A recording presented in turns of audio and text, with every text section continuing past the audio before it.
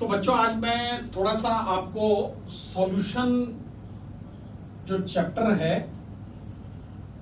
इस solution chapter में method expressing concentration of solution, विलयन की सांद्रता को दर्शाने वाली विधियां, उनके बारे में हम लोग बात करेंगे। आपको पता है solution means which is made of solute plus solvent. The dissolved substance is called solute, while those substance which dissolve the solute is called solvent. जो घुलता है वो विलेय, और जिसमें घोला जाता है या जो उसको घोलता है वो क्या कहलाएगा? विलायक कहलाएगा। फिर भी आप ऐसा आप ध्यान में रखिए कि उस बहुत ज्यादा अगर आप देखेंगे तो हम लोग इसकी बात करते हैं कि एक्चुअल में कंसंट्रेशन क्या होता है, व्हाट इज कंसंट्रेशन। ठीक है, it is the number of solute particle in gram. It is actual, आप इसको डिफाइन कैसे करेंगे? It is the number of solute particle in gram dissolve 1 litre of solution. कि 1 लीटर जो विलियन है, उस 1 लीटर विलियन में वो जो सॉल्यूट है उसका कितना ग्राम डिसॉल्व है। ठीक है, अगर इस तरह से देखिए आप, ये आपके पास 4 कंटेनर या 3 कंटेनर रखे हुए हैं, ऐसा ये 3 कंटेनर हैं। आपने इसमें कितना लिया, सपोज मान लीजिए इसमें 100 ml पानी लिया, वॉल्यूम को फिक्स कर दीजिए। ठीक है, इसमें भी 100 ml, और ये सब के सब क्या है? वाटर है। They all are water, 100 ml water. अब आपने क्या किया, इसमें 1 टीस्पून जो है शुगर ऐड किया, इसमें 2 टीस्पून शुगर, और इसमें 3 टीस्पून शुगर ऐड किया। तो अगर जब आप इसका टेस्ट करेंगे तो जो वो स्वीटनेस है, वो जो मीठापन है, वो सब में आपको अलग अलग दिखाई देगा। वो उसका कारण क्या है? उसका कारण है ये शुगर की क्वांटिटी, इस शुगर की क्वांटिटी के कारण। और इसी क्वांटिटी को जो इस 100 fix amount of fix volume of solvent, जो सॉल्वेंट का फिक्स वॉल्यूम है, उसमें आपने डिसॉल्व किया है, उसी को हम लोग क्या कहते हैं? Normally we can say that either it is strength और कंसंट्रेशन। या तो आप उसको उसकी शक्ति कहेंगे, या तो आप उसको उसकी सांद्रता कहते हैं। ठीक है, तो यहां पे कंसंट्रेशन का मतलब ही यही होता है कि how much amount of solute in gram dissolve in 1 litre of solvent. ठीक है, और आप जब दोनों मिक्स हो गए तो आप उसको सॉल्यूशन कह सकते हैं, पर लीटर ऑफ सॉल्यूशन, कि 1 लीटर सॉल्यूशन में उस शुगर का या उस सब्सटेंस का या उस सॉल्यूट का कितना अमाउंट उसमें डिसॉल्व है। तो कंसंट्रेशन को बहुत डिफरेंट मेथड है उसको एक्सप्रेस करने के लिए, और उसमें सबसे पहला है, एक तो है मोलरिटी। एक क्या है? मोलरिटी, जिसको आप मोलरता बोलते हैं। नंबर 2 यह है मोलालिटी, मोलरता बोलते हैं। नंबर 3 नॉर्मेलिटी होता है, normality. Number 4 mole fraction, mole fraction. Number 5 जो है वो है फॉर्मेलिटी, फॉर्मेलिटी। नंबर 6 जो है वो है पीपीएम। 7 जो है वो है मास परसेंटेज। 8th जो है वो है वॉल्यूम परसेंटेज, द्रव्यमान प्रतिशत, आयतन प्रतिशत। और नेक्स्ट जो है वो है mass volume percentage, mass volume percentage. So there are the different way to express the concentration of solution.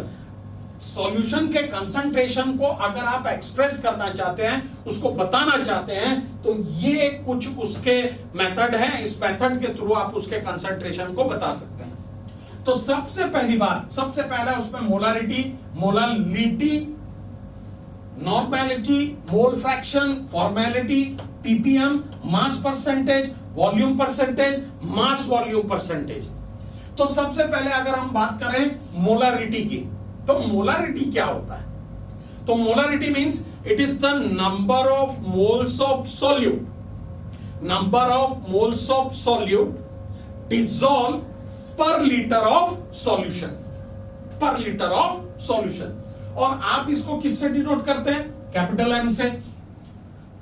तो ये है क्या? ये है number of moles of solute upon volume of solution. पर बोल रहा है पर लीटर ऑफ, तो volume of solution in litre, ये बता दिया आपने। ठीक है। अब प्रीवियस क्लास में आपने मोल्स पढ़ा था, तो किसी भी मॉलिक्यूल्स के लिए मोल्स का मतलब क्या होता है? मोल्स का मतलब होता है गिवन मास। अभी आपको बताया था भाई, ये टीस्पून, मान लीजिए 3 ग्राम, 10 ग्राम, 20 ग्राम, जो भी वेट हो रहा है, given mass upon its actual molecular mass उस सॉल्यूट का। ठीक है। तो number of moles, moles equal to यहां पर क्या हो गया? Given mass upon molecular mass, given mass upon molecular mass. तो अब m इक्वल टू क्या हो गया? m इक्वल टू हो गया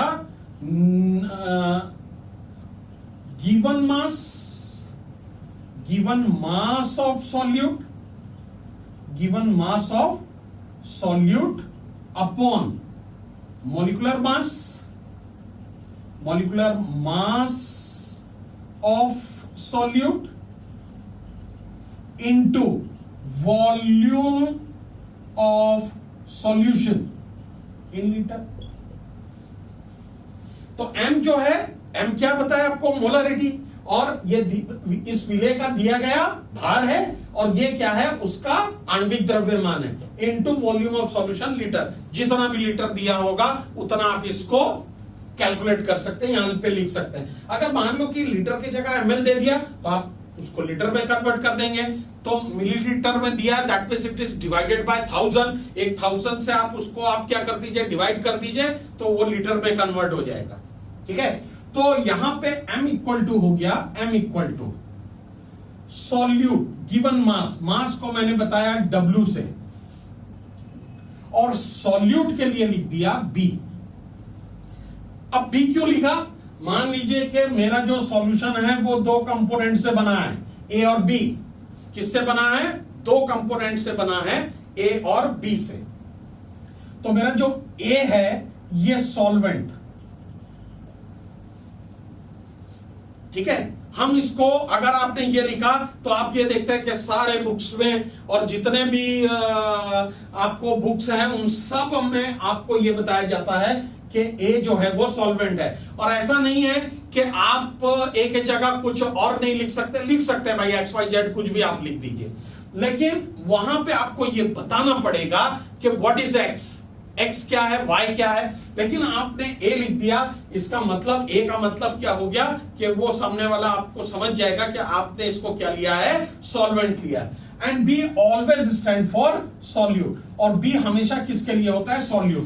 तो WB लिखा, इसका मतलब हो गया weight of solute, that means the given mass of solute upon molecular mass. तो इसको आप स्मॉल mb के थ्रू भी दिखा सकते हैं, और ये हो जाएगा इनटू V, और ये V है लीटर में। तो ये फॉर्मूला हो गया। ठीक है। अब ध्यान में रखिए क्या हो गया? ये फॉर्मूला हो गया यहां पे। ओके। तो ये किसका फॉर्मूला हो गया? मोलारिटी का फॉर्मूला हो गया। अब यहां पे देखिए, कभी कभी आपको यहां पे जो सॉल्यूट है, जो भी सॉल्यूट है, उस सॉल्यूट को वो क्या करता है? मास परसेंटेज में दे देता है। किस में दे देता है? मास परसेंटेज में। तो क्या करेंगे? जैसे सपोज मान लीजिए आप एक एग्जांपल लिख रहे हैं। अब मान लीजिए कि वहां पे आपको दिया है जो सॉल्यूट है, it's present x% by mass. ठीक है, x% बाय मास। ठीक है, तो अब आपको क्या करना है वहां पे, ये ध्यान में रखना कि अब टोटल वो कितना दे दिया, टोटल के टोटल वो मास में दे दिया है। मतलब यहां पर आपको इस तरह से, अब यहां पे उस पर्टिकुलर कंपाउंड का आपको डेंसिटी दिया होगा, तो डेंसिटी इक्वल टू क्या होता है, mass upon volume. Density equal to क्या हो जाएगा, मास अपॉन वॉल्यूम। तो mass of 1 litre of solution, mass of 1 litre of solution is equal to, ये मास कैलकुलेट करना है और 1 लीटर, तो वॉल्यूम टोटल कितना हो गया 1000। क्यों, क्योंकि यहां जो डेंसिटी है ये हमेशा दिया रहता नॉर्मली ग्राम पर मिलीलीटर या ग्राम सेंटीमीटर क्यूब, मिलीलीटर दे या सेंटीमीटर क्यूब दे, बात एक ही है। तो ये 1000 इंटू डी, ये 1000 इंटू डी, ये मास किसका हो गया, मास ऑफ 1 लीटर ऑफ सॉल्यूशन। ठीक है, अब यहां पे मास of 1 litre of solute, mass of 1 litre of solute. ठीक है, तो यहां पे अब आप यहां पे ये देखेंगे कि भाई मास परसेंटेज कितना दिया हुआ है, तो ये दिया है x/100, x/100 into 1000 into D. ठीक है, तो अब आप यहां पे इसको ये और ये कैंसिल कर दीजिए, तो mass of 1 litre of solution solute कितना हो गया, तो ये हो गया x into 10 into D, x into 10 into D. तो mass of solute in 1 litre, mass of solute in 1 litre total कितना हो गया, तो आप WB की जगह आप रख सकते हैं m equal to x into 10 into D upon, ये कितना हो जाएगा MB, और ये पर लीटर में है तो पर लीटर कर दीजिए। ठीक है, तो इस तरह से आप इसको क्या करेंगे, कैलकुलेट करेंगे, तो x इंटू 10 इंटू डी के अकॉर्डिंग। ओके, अब हम लोग नेक्स्ट देखते हैं मोलालिटी, कि मोलालिटी क्या होगी, मोलालिटी होती क्या है।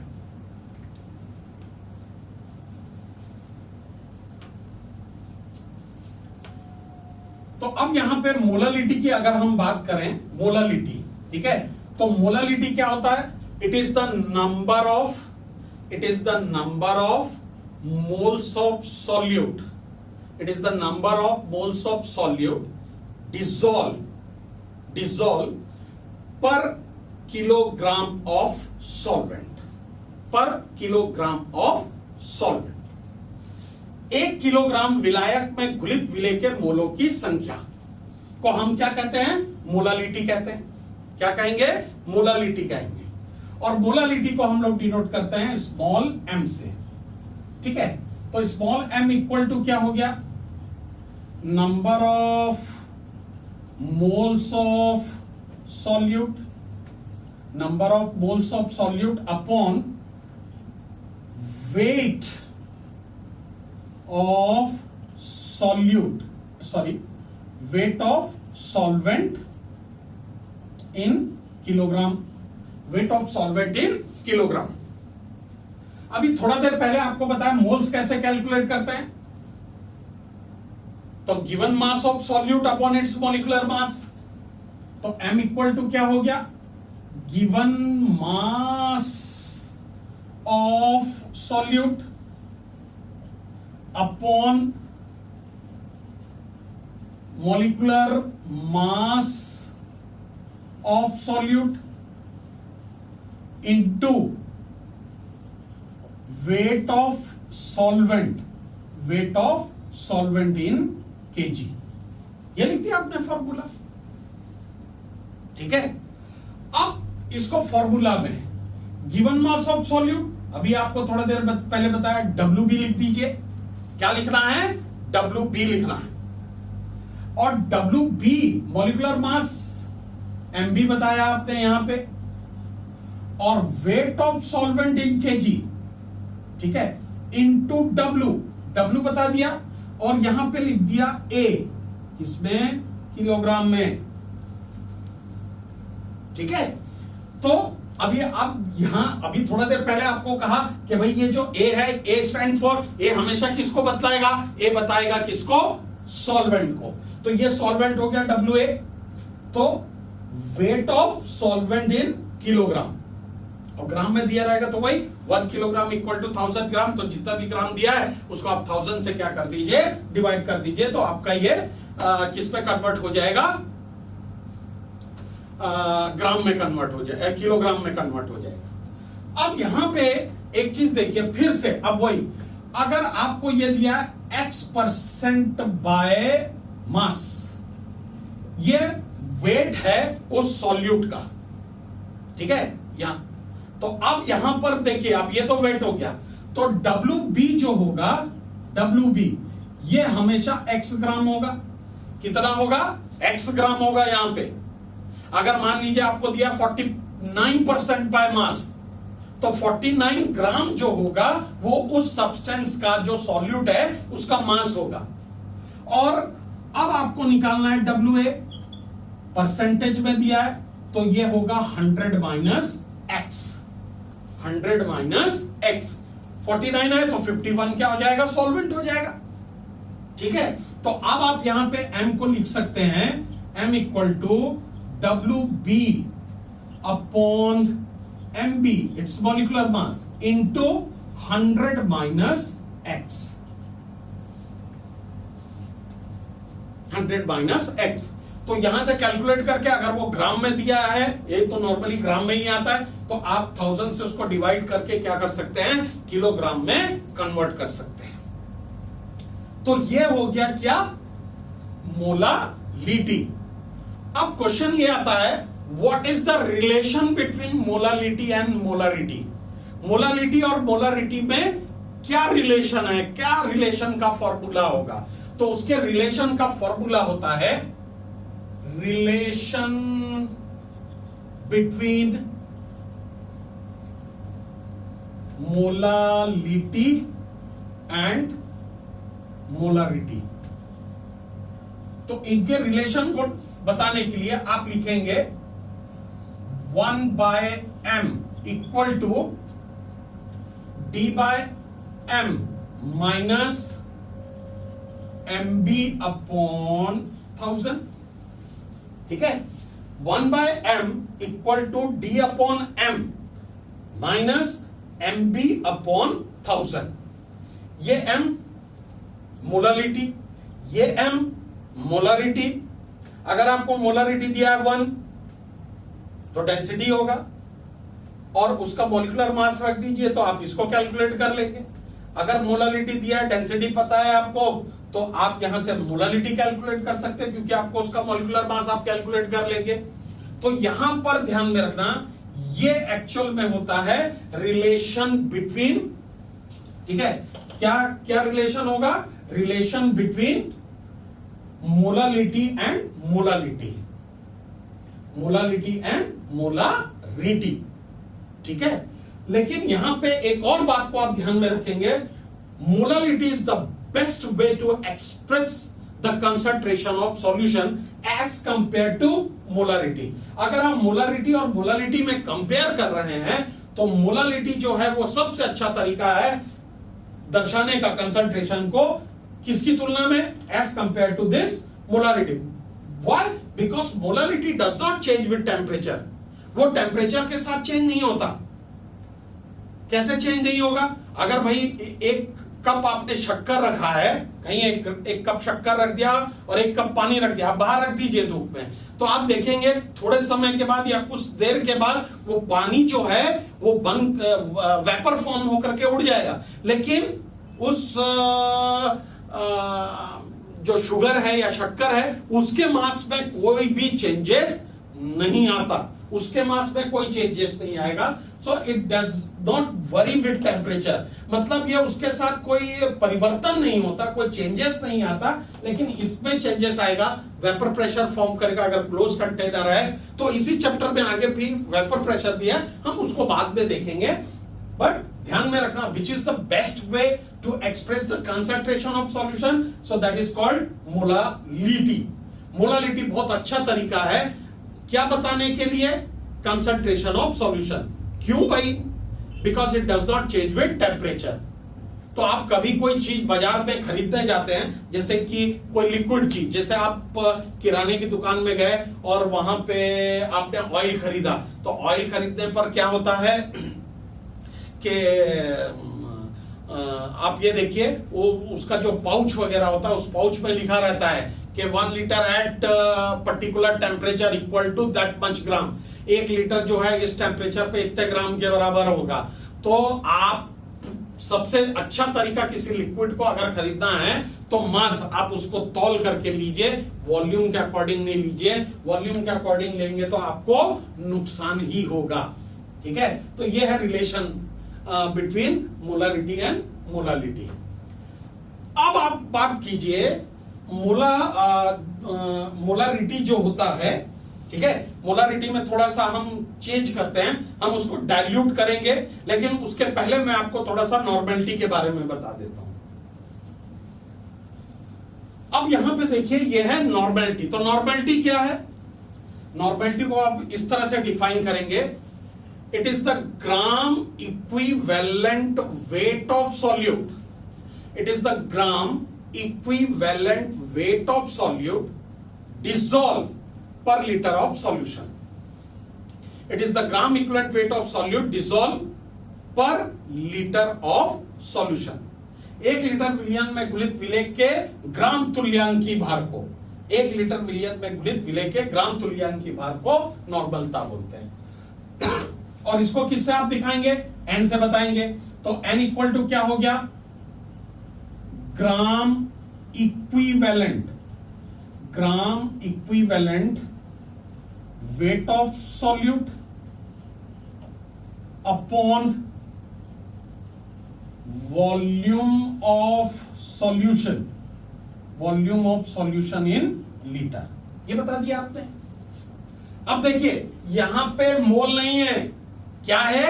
इक्विवेलेंट वेट है, मोल नहीं है, इक्विवेलेंट वेट है। So how will you calculate the gram equivalent weight? Gram तुल्यांकी भार को कैसे कैलकुलेट करेंगे?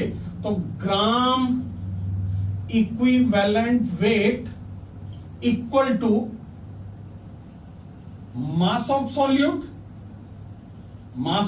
Solute upon its equivalent wait.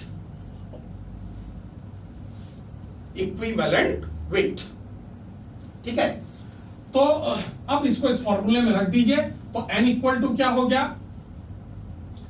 Mass of solute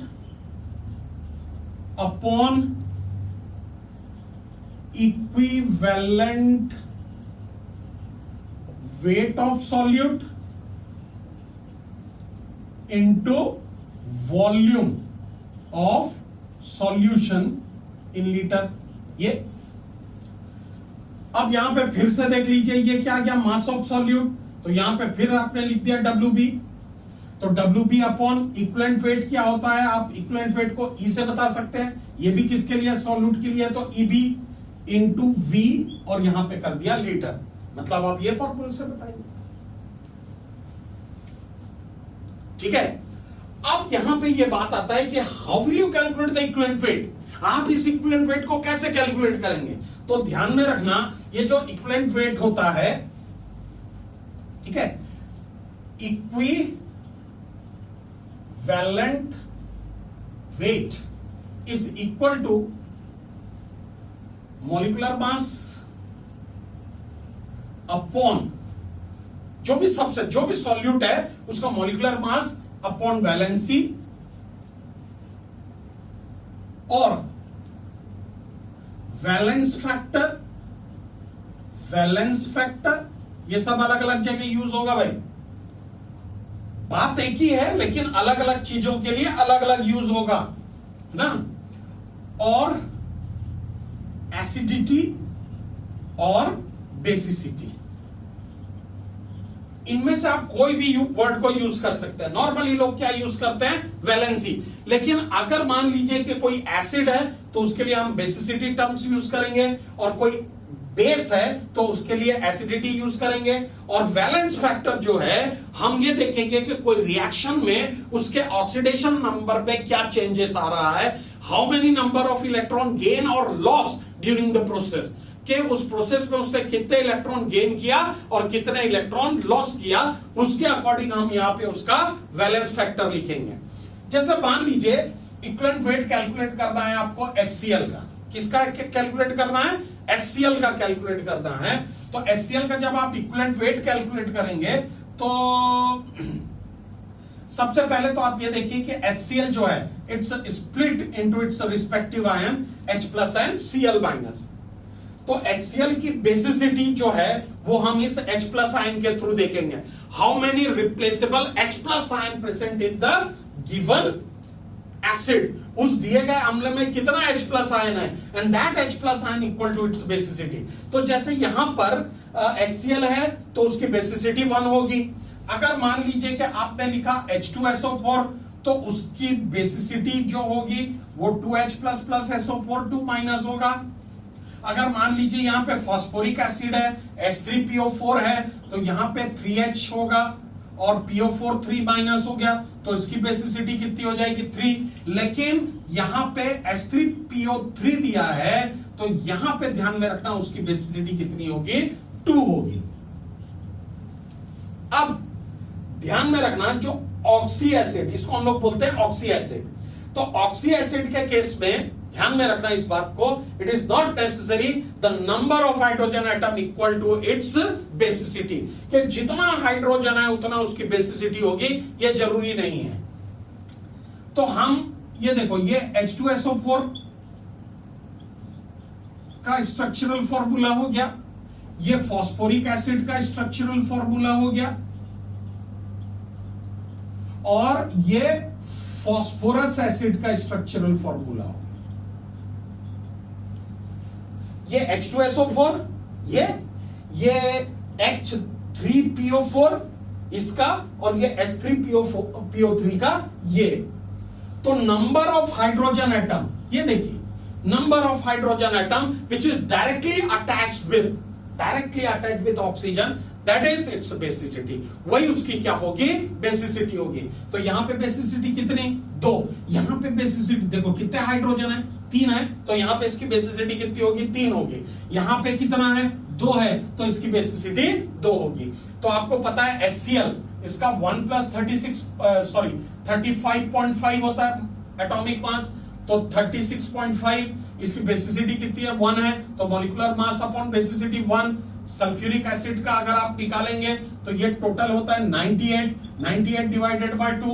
H3PO4 तो हाइड्रोजन का कितना होता है 3:1, फास्फोरस का कितना होगा 31, और ऑक्सीजन कितना है 4 है, तो 16 4 जा 64। तो आप इसको भी प्लस करेंगे तो 4 + 1 5 + 3 8, तो ये भी आप देखेंगे टोटल 98 है, 98 डिवाइडेड बाय 3, और H3PO3 का कितना हो जाएगा 3 + 31 48, 8 + 9 + 3 टोटल कितना हो गया 12 2 1, तो 4 + 1 5 + 3 8, तो इट इज 82, और 82 divided by 2 that means 41। So 41 is the basicity of equivalent weight of H3PO3। तो इस तरह से हम क्या करते हैं इन सब का इक्विवेलेंट मास निकालते हैं, ठीक है।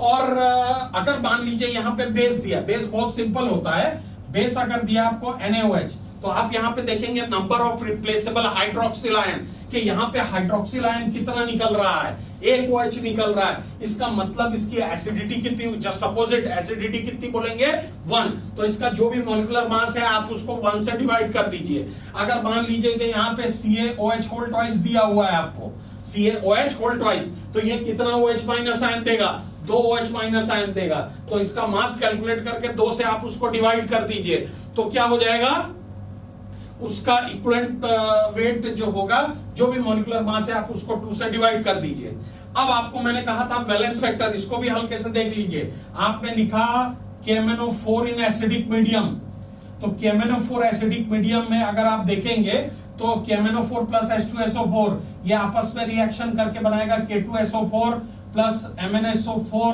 Plus H2O plus nascent oxygen, because it is oxidizing agent. तो यहां पे Mn जो है वो डी ब्लॉक का एलिमेंट है, और लास्ट ईयर प्रीवियस क्लास में आपने रेडॉक्स पढ़ा था, उसमें ऑक्सीडेशन नंबर कैलकुलेट करना पड़ा था आपने। तो ये हो जाएगा 4 - 2 तो -8, K का होता है 1, तो उस तरफ शिफ्ट करेंगे तो 8 - 1 कितना हो गया, +7 हो गया। और यहां पे देखिए MnSO4 सल्फेट, ये ग्रुप ऑफ एलिमेंट है, तो इसका ऑक्सीडेशन नंबर फिक्स होता है -2। अगर इसका -2 हुआ तो Mn का कितना हुआ, +2। यहां पे +7 था, यहां कितना है, +2 है, तो दोनों का डिफरेंस कितना हो जाएगा, 5 इलेक्ट्रॉन का डिफरेंस हो जाएगा। और यहां पे वो इलेक्ट्रॉन गेन कर रहा है, इसलिए इसका डिफरेंस कितना हो गया, 5। और अगर आपको कोई ये पूछे कि KMnO4 का इक्विवेलेंट वेट कितना होगा, तो अब आप KMnO4 के मास को कैलकुलेट कर लीजिए और उसको 5 से क्या कर दीजिए, डिवाइड कर दीजिए। क्यों? क्योंकि वो 5 इलेक्ट्रॉन का डिफरेंस आ रहा है। ठीक है, वही मैंने कहा था बैलेंस फैक्टर में नंबर ऑफ इलेक्ट्रॉन गेन और लॉस, जो इलेक्ट्रॉन का डिफरेंस आएगा उस इलेक्ट्रॉन के डिफरेंस को क्या करेंगे आप, उससे डिवाइड कर देंगे मॉलिक्यूलर मास का। ठीक है, तो वो आपका क्या होगा, इक्विवेलेंट वेट आ जाएगा। ठीक है, तो इस तरह से हम इक्विवेलेंट वेट को कैलकुलेट करते हैं। तो नेक्स्ट टाइम में मैं आपको इसके फॉर्मूला और किस किस तरह से आप इसको कैलकुलेट करेंगे, ठीक है, ये सारी चीजें मैं आपको नेक्स्ट क्लास में बताऊंगा। Okay, thank you.